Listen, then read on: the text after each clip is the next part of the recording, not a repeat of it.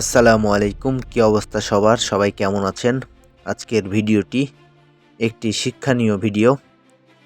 সফলতা এমনি এমনি আসে না, চেষ্টা করা লাগে, তাহলে সফলতা আসে। আসে এটা বললেও ভুল, চেষ্টা করা লাগবে অবশ্যই।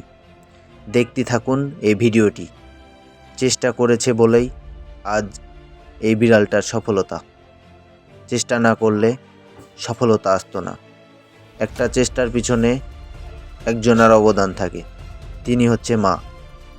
দেখুন, মা আশ্বাস দিয়ে শিখাই দিচ্ছে কিভাবে চেষ্টা করতে হবে।